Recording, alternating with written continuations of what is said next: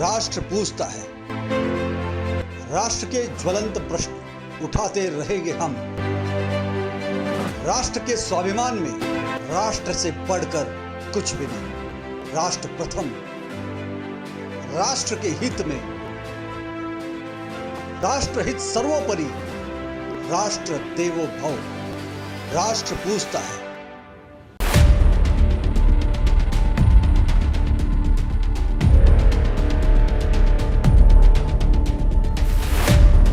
नमस्कार, मैं शैलेश पांडे, आप देख रहे हैं राष्ट्रवाद न्यूज। स्वागत है आपका। राष्ट्र पूछता है। पालघर जिले में आदिवासी क्षेत्र में एक महिला प्रसूति पीड़ा हुई, घर से निकली अस्पताल के लिए, लेकिन रास्ता नहीं होने के कारण, अस्पताल दूर होने के कारण कई लोगों ने चद्दर का एक सपोर्ट बनाया है और उसे लेकर अस्पताल की ओर निकले, लेकिन रास्ता ना होने के कारण अस्पताल पहुंचने में हुई देरी ने उस महिला के 2 जुड़वा बच्चों की मौत के जवाबदार हुए। देशवासियों, अभी हाल ही में हमने देश का अमृत महोत्सव मनाया। आजादी का 75वां साल गिरा। 75 साल हो गए आजादी के, लेकिन मुंबई महानगर के समीप नजदीक पालघर जिले में अभी तक कई क्षेत्रों में हम रोड नहीं बना पाए और हम विश्वगुरु बनने की बात कर रहे हैं। महज रोड ना होने के कारण हमारी एक मां, हमारी एक बहन प्रसव पीड़ा के दौरान अपने 2 बच्चों को अपने आंखों के सामने उसे मरता हुआ देखते। ये कितनी वेदनादायी, पीड़ादायी त्रासदी है 21वीं सदी में। मानवता के मुंह पर तमाचा है।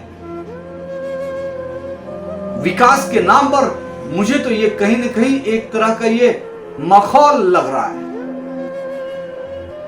टेलीविजन पे हम रोज अपने बड़े बड़े मंत्रियों को देखते हैं, 1000 किलोमीटर रोड बनाया गया, 500 किलोमीटर रोड बनाया गया, ये हाईवे बनाएगा, वो हाईवे बनाएगा। लेकिन क्या पालघर जिले में रहने वाले जो आदिवासी हमारे भाई बहन हैं, क्या उनको अधिकार नहीं है कि उनके आदिवासी पहाड़ों से, उनके गांवों से हाईवेज तक रोड की अच्छी व्यवस्था हो जाए? आखिर में इस तरह से और कितने मां बहनें अपने इस तरह से बच्चों को खोती रहेंगी? इसके पहले भी कई केसेस ऐसे हुए हैं कि जिसके अंदर बीमार लोग अस्पताल तक नहीं पहुंचने के कारण बीच रास्ते में ही खत्म हो गए, उनकी जिंदगी खत्म हो गई। आखिर में इन मौतों के लिए कौन जवाबदार है?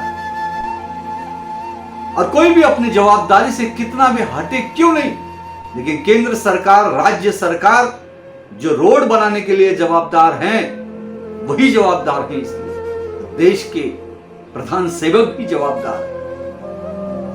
आप बात करते हैं 130 करोड़ देशवासियों की, भाई और बहनों की। क्या वो आदिवासी महिला, वो मां जिसने अपने 2 बच्चों को खोया, उसके गांव तक रोड बनाने का कर्तव्य नहीं था? प्रधान सेवक जी, प्रधान सेवक जी, आप राज्यसभा के अंदर गुलाम नबी आजाद जब रिटायर होते हैं अपने राज्यसभा के सदस्य पद से, तब तो आप फपक फपक के रोते हैं। सारी इलेक्ट्रॉनिक मीडिया उस दृश्य को दिखाता है, मार्केटिंग किया जाता है उस आपके आंसू का।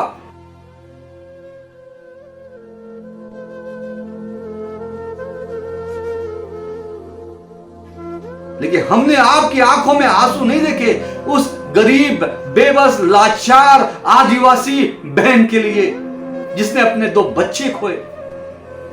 प्रधान सेवक जी, कब आपके आंखों में आंसू आएगा ऐसे गरीबों के लिए, आदिवासियों के लिए, मां, बहन, बेटियों के लिए? राष्ट्र पूछता है।